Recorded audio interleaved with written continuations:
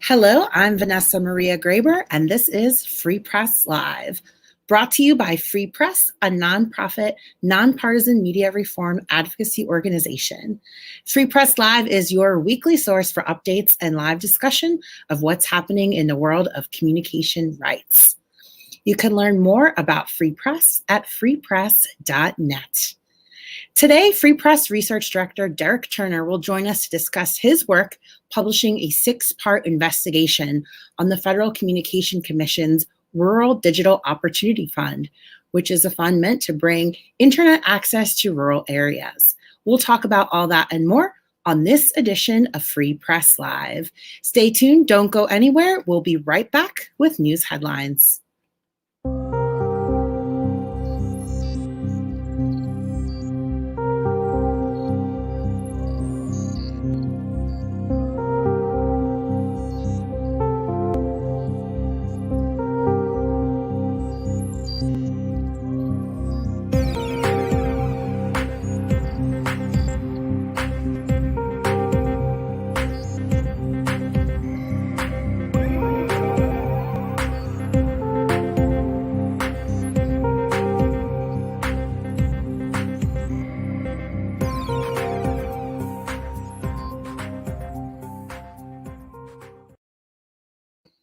Hello and welcome back to Free Press Live. I'm your host for the next half hour, Vanessa Maria Graber. And now for a couple of media and technology headlines. Yesterday, a historic bill was passed in the U.S. Senate. They passed an Infrastructure Investment and Jobs Act, a $1.2 trillion deal negotiated by senators on both sides of the aisle and the Biden White House. This bill touches on a wide range of spending projects and infrastructure policy priorities, including a historic more than $40 billion allocated for broadband deployment and $14.2 billion for broadband affordability measures. This is a really big deal.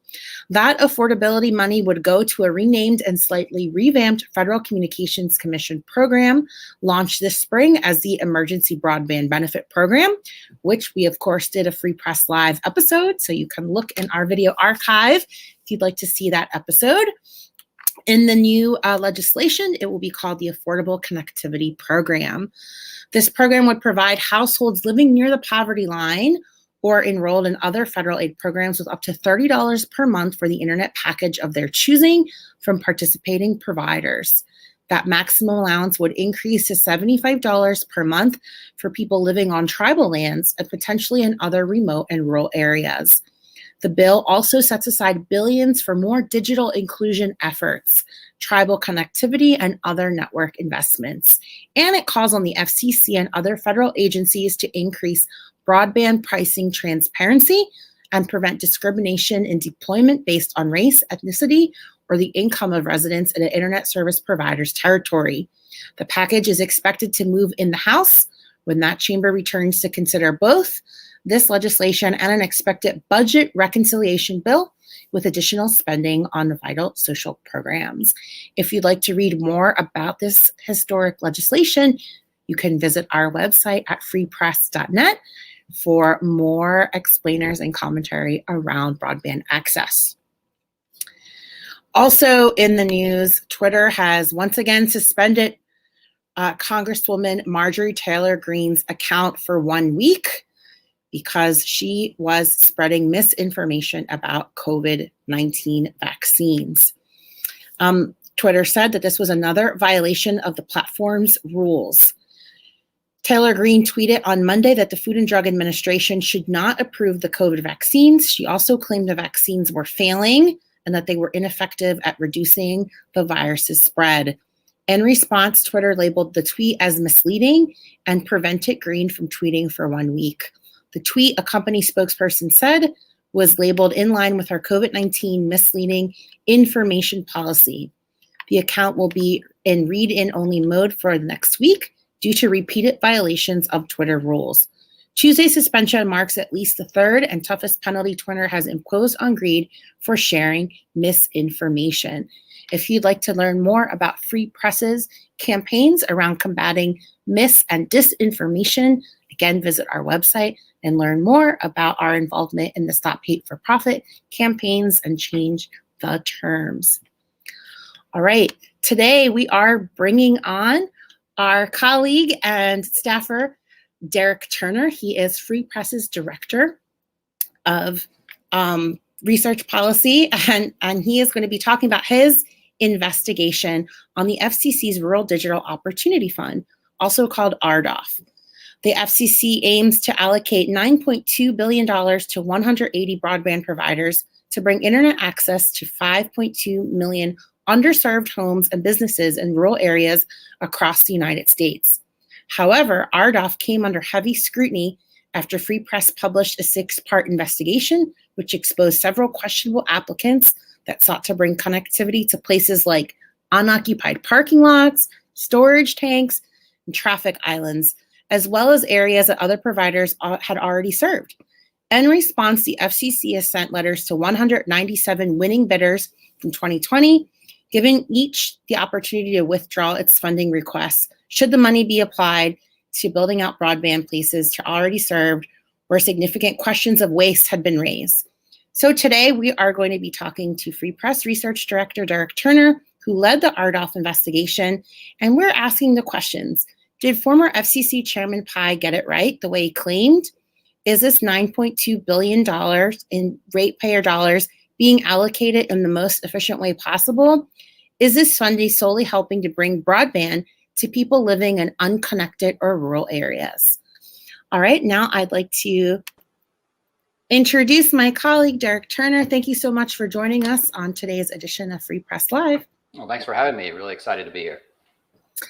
For folks who are not familiar with the federal communication and this campaign to try to increase access in rural areas, can you tell us more about that initiative and this Rural Digital Opportunity Fund?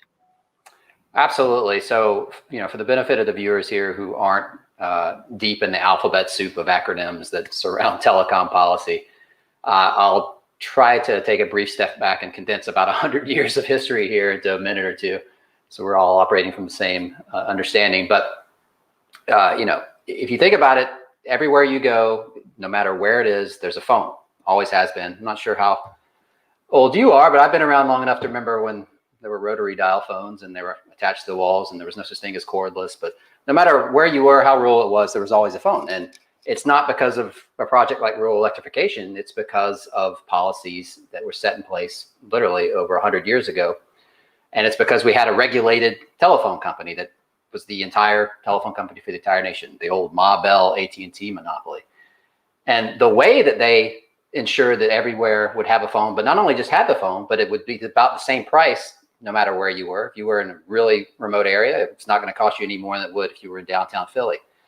So the way we made that happen is, I don't know if you remember back in the day, you had no problem getting on the phone. You could spend all day on the phone with your local friends. But if somebody called long distance, hurry up and talk to them. This is an expensive call. Or you were never allowed to dial out long distance because we're talking, several dollars a minute to call grandma, a couple states over. So that was an artificially high cost that was used to then pay for deploying and keeping rural networks up and running at the time. But, regulated monopolies aren't always the best. Certainly if there's technology that can, provide innovation and competition. And, we have the problem of regulatory capture. So in the 70s, a little company called MCI, who's now come and gone, they started competing in long distance, and that really messed with the FCC's system, and it messed with AT&T's ability to charge super high rates for long distance. So FCC started implementing a bit of a patchwork quilt of how you pay for long distance.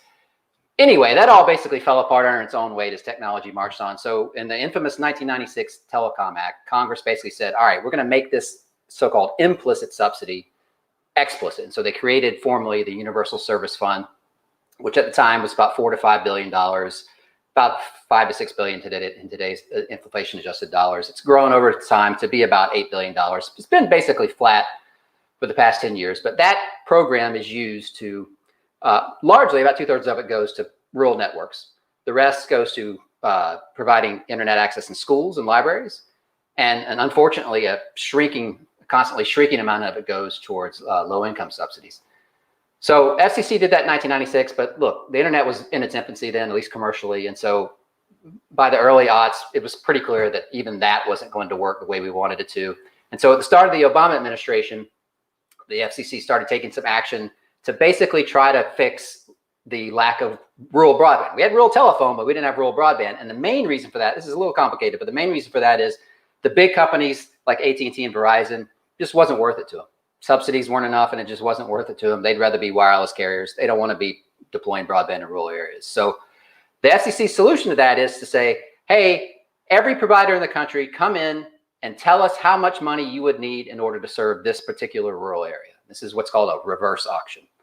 So basically, that's what the so-called RDOF is. It is a process where the FCC solicited bids on literally blocks of territory and said, we will give you, we'll let you bid, and whoever is the lowest bidder, we'll give you that money over the next 10 years. And if you agree to provide service in that area at a certain standard. So that's what the RDOF was. It's not the first auction they've done this way. It's the biggest by far. And so the result of that was $9.2 billion, ostensibly to solve a good chunk of the rural broadband deployment problem. Thanks for that background and explainer. As we know, especially when the pandemic began and many people had to work from home and there was virtual learning, we began to see how many places across the country truly did not have internet access simply because there wasn't any broadband infrastructure. And it made it really hard, especially for children, to be able to attend virtual schooling. So in theory, a fund like this is really critical for some communities who are not able to work or go to school without internet infrastructure. After these funds were allocated, can you talk about Chairman Pai's exit from the FCC and how he framed this allocation of funds and used it as a quote unquote victory for the FCC? Sure. So look, if you follow Free Press, it's no secret that we're not totally simpatico with Chairman Pai, and that's a bit of an understatement. But one of the worst features about him that a lot of folks in Washington on both sides of the aisle share is their goal is not necessarily the policy goal. It's to win the press release, to win the press conference, to get their name out there, to be seen as doing well. And that was patterned throughout this commission. And so it's no surprise that literally on his last few days here, that's when the RDOF announcement came out last December, he issued a press release calling his efforts a stunning success and just patting himself on the back so much he probably pulled out his shoulder. Again, repeating the pattern that he often does, but the problem is it's a little ridiculous to say the very first part of a very long process that's a success, especially even when you start peeling back the onion layers and realize that it actually was a success. So I think the biggest issue is he claimed success when it literally took me about 5 minutes to start seeing some of these problems that we'll get into here in a minute about, just he kept calling this a solution, the solution for rural America's broadband problem. And, what we found is, about $1 out of every $10 spent in this so-called rural program was going to urban areas that were already well served. So right there, it jumps off the page at you. And then even in rural areas, we kept, when we looked, we would find all kinds of problems that I can get into here in a second. But basically, the guy was just ready to declare victory before even realizing that his beloved plan had not actually worked out the way he had sold it. And certainly this isn't the first time a federal agency has rushed to allocate funding that wasn't all it's cracked up to be. And again, I want to underscore the importance it is for these rural communities to actually have access to broadband and not to just one provider, that there's competition. You started looking into who was bidding on these proposals and who got awarded funds. What did you find in your investigation? Sure. So, it's actually a bit of a weird process that's happened. So Free Press has worked in the universal service space for a long time. I was fortunate or unfortunate enough to work on this as my graduate school thesis, how to reform the Universal Service Fund. So it's an incredibly complex thing that, we've worked a lot on. But over the years, not downplaying the importance of the rural issue, but over the years, it's been increasingly important for us to focus on the issue of connecting people who can't afford broadband. They live literally where it's everywhere. It's surrounding them, but they can't go online. And so that population is much larger, almost 80 million people, double or more the size of people in rural America who don't have options at the level of speed that the FCC considers broadband. And so, over the years, hadn't been paying as close attention to it. So I literally sat down the day that they released the announcement that, hey, we've done this RDOF and here are the winners. And they provided a map. So, I'm eating sandwich or whatever I was eating. And I, as people would do, I zoomed in on my area. For the viewers, I live in one of the densest counties in the country, Los Angeles County, California. And I saw places on the map lit up. And I'm like, well, why would they do that here? Is it somewhere up in the hills, where there's no, anyway, so I zoomed in and I'm literally starting to see dense housing developments here that are $1 million housing developments show up as getting funds. And it sort of just ballooned from there. And the first thing that jumped off the map to me that I'm seeing awards given to the company that's known as Starlink. For your viewers who aren't familiar with that, they've probably heard of Elon Musk, the CEO of the electric auto company Tesla. Very polarizing figure, but he has a company called Starlink, whose goal is to solve the digital broadband or the rural broadband problem via satellites, not regular satellites that are way up in space that aren't ideal for broadband because they're so far away, but what are called low orbit satellites. So he's had this business. They're in beta testing. They're about to come out of that. And I start seeing awards for his company all over the place in urban areas. And it's kind of weird that you would see that, because if you want to get broadband, first you want it to be wired. And then if you can't get wired, then I guess you'll settle for something, wireless in the form of fixed wireless or satellite. And so it was just weird to see him all over the place, because no one's going to buy broadband in urban area where it's already served. But then I even drilled down even further and started noticing, wait, he's not just bidding on, areas where there's already a competitor. He's winning bids in areas where no one lives. Pentagon parking lot, medians of Interstate 95 on the East Coast, grassy medians in cul-de-sacs and suburban areas, just all over the place, places where no one lives, yet he's bidding and winning government subsidies to ostensibly serve those areas, when to serve them as a satellite company, you don't have to do anything. You have a satellite, you're in business. So it's a bit upsetting to see that. So he was, that was clearly one of the biggest issues there, but it didn't stop there. We actually, we initially focused on urban areas, and we saw, like the median outside of Trump National Golf Course down the road here was served. A very ritzy and posh resort down here that I've been to eat a $15 sandwich to see the ocean.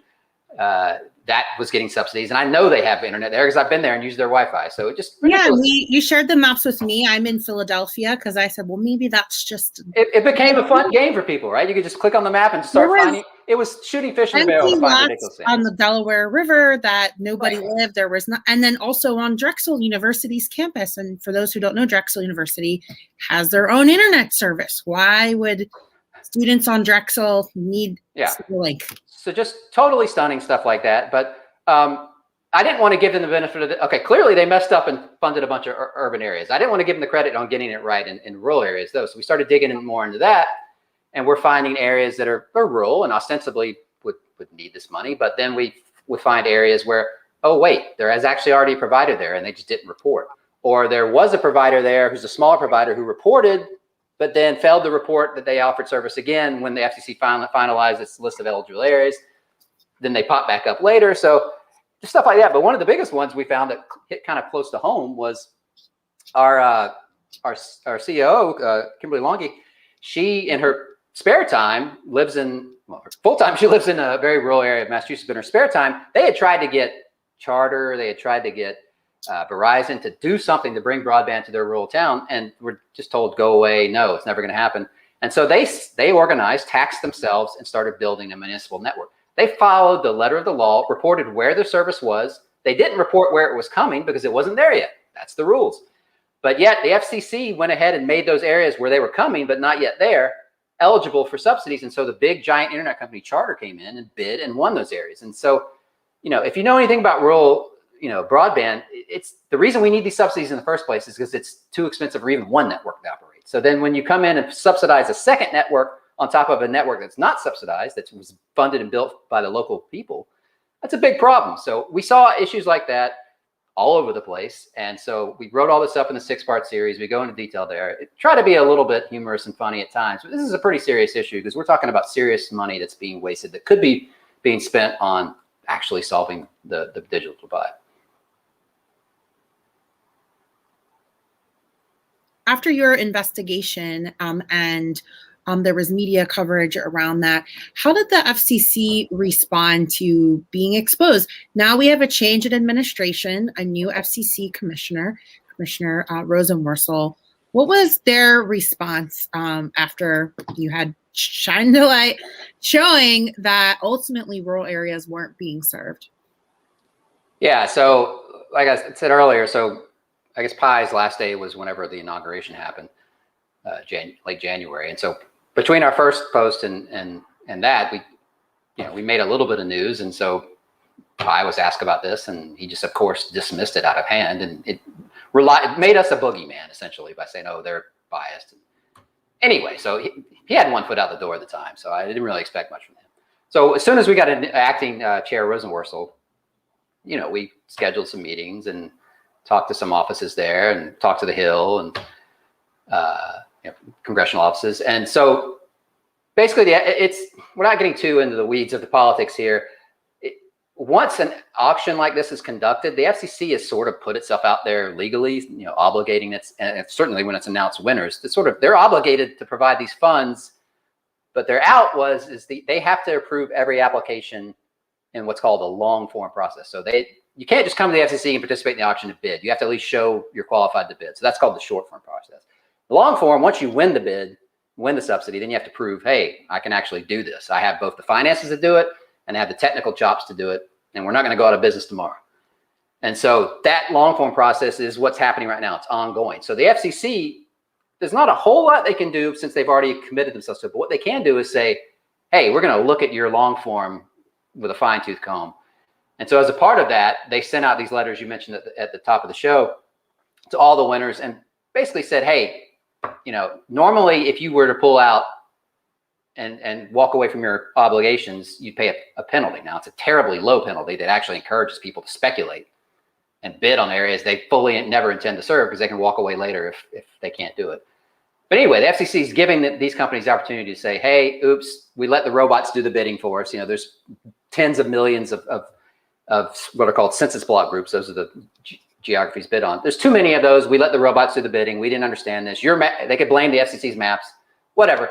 You can walk away, no penalty. And so that's what's happening right now. They're basically giving these companies a chance to say, yeah, you're right. You got us. We actually not going to be serving the Pentagon parking lot. We're not actually going to be serving this bush in the middle of the cul-de-sac, median. So basically, we don't know what's going to happen at this point, but we're hoping that some of the worst offenders at least trim back some of the most egregious parts of what they did. Top of that, now we've got this thing you also mentioned at the top of the show, the very important news of yesterday, which we're not done yet, but we got actual real money coming, big money coming to solve the digital divide in rural areas and also make broadband more affordable for those who are unfortunately in financial distress and don't have the incomes to pay for an ever increasingly expensive but necessary home broadband product. We have just a few minutes left, but I guess why is this issue important, and how can we, the public, continue to hold the FCC and these internet service providers accountable for taking our tax dollars and misusing them? Well, so that's a great question, and I sort of put this part of it off because it's a little complicated. So tax dollars, I use that as a shorthand, but technically, this is another dodge by Congress. Technically, the Universal Service Fund, and RDOF is a part of that, is not paid for out of tax dollars, which would be nice because our tax system in America is, at least for now, a little bit progressive. Rich people pay a larger percentage of their income. The USF is funded out of, if you've ever paid a phone bill and you looked at the bottom of your phone bill, it'll say something like regulatory recovery fee. It's not an actual tax that the government imposes. They actually assess a fee on every provider of interstate telecommunication service, so long distance service, things like that. Big business, long distance service, big business data services, your cell phone. They attach a fee to the companies that provide that, and then they pass it along to their customers. So I mentioned USF's about an $8 billion fund. About half of that's paid for out of the pockets of big business customers, and about the other half is paid for out of folks like you and me, our cell phone bills largely. And so the issue is that's a regressive tax. If you're a millionaire, your cell phone bill is not a million times more than someone who's destitute, right? So it's a regressive tax on poor people. And so that's why we're especially concerned about the FCC wasting this money, because there is a push on right now to take that half of the $8 billion that big businesses like Ford and Bank of America pay and shift most of their burden onto customers. And again, it will make the tax even more harmful to low-income folks. So that's how it's funded. So it is incredibly important for not 1 cent of this to be wasted. And so, yeah, the way we're doing that is we've been doing it since I started Free Press in 2005, which is just get in there, get at the FCC, and hold their feet to the fire, to hold the company's feet to the fire, to make sure this happens. Fortunately, I don't want to put a silver lining on the pandemic, but what the pandemic did do is shine a big, bright spotlight on how much of a utility broadband service is. And so all these politicians on both parties who love to talk about how important broadband is, but never would actually write a check to fund it, they started doing that yesterday. And so we're going to see big time money, 40 billion plus for deployment, almost 15 billion for affordability, go out the door. Hopefully the House does their job. And that is going to dwarf what's being spent in RDOF and hopefully actually solve this problem. But again, the way Congress writes things, it's almost set it and forget it. So there's going to be a whole bunch of work for groups like ours, groups that operate in this space with us, to hold these providers accountable, hold the FCC accountable, and hold the states who are actually implementing a lot of the rural deployment money, hold them accountable to make sure they don't mess this up. This is a once in a generation opportunity to actually mostly solve the rural problem. And then let's hopefully, while we're doing that, we can get more money and more attention on the plight of people in low income areas who have tons of options, tons of choice, but just can't afford the ever increasing cost of broadband there. Thank you for that clarification. It's like rate payer dollars, not tax. Yeah, I say tax all the time because that's what people understand. And when you're writing a check and it's not the thing you agreed to pay for, and there's a fee added on at the end that says government in it, then you think of tax. And for all intents and purposes, it acts like a tax, but it's not funded like our tax system is. So it's really important for people to realize that, because this is one of the truly regressive ways that we try to solve problems, but we put it on the backs of the poor like we do with so many things in this country. Nevertheless, consumers are paying that, and I'm sure consumers don't want to see that money being misused. Right. Before we end, we have one question from one of our viewers out there, Laura Miner, who asked, what is the attitude, what is the participation of rural users? I think what they mean to ask is whether there's an issue of broadband averse attitudes in rural areas. Are people choosing not to adopt the technology? That's a great question. Surveys aren't gospel, but they can give us some insight into what's going on. And the surveys over the years have shown that demand for broadband in rural areas is about the same as it is in urban areas, and that once broadband is deployed into a rural area that where it wasn't before, or where a significant upgrade happens, you actually see people in those areas adopting it. Certainly, there are certain demographics of folks that are just, for whatever reason, less interested in broadband. That tends to be overwhelmingly people born before like 1950. It's just older people who did not grow up with the internet, or the internet was not at least a big part of their adolescence or adulthood and their career.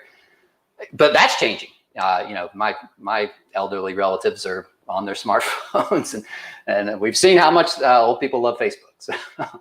So no, it's not necessarily a big issue if you live in rural areas. You don't want it. And in fact, I think that's one of the reasons we saw Congress step up yesterday.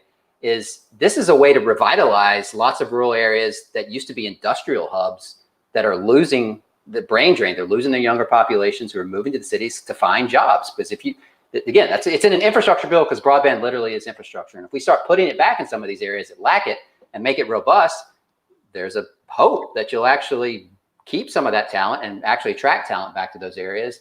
And that'll be part of the plan for rural revitalization here, which is desperately needed in a lot of the countries that were decimated by globalization.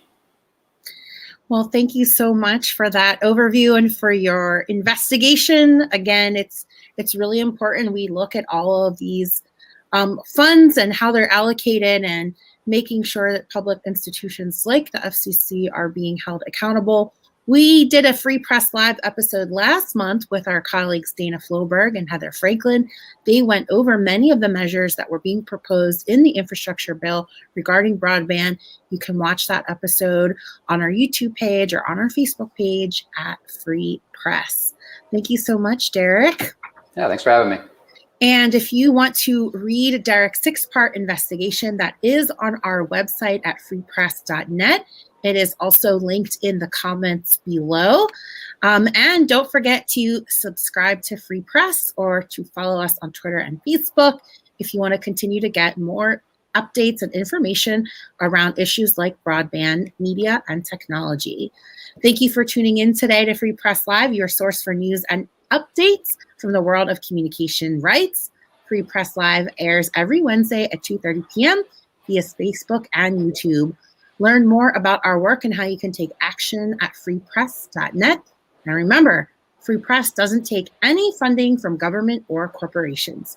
You can help keep our work going by donating now at freepress.net. Thank you so much for listening and watching. I'm Vanessa Maria Graber. Until next time.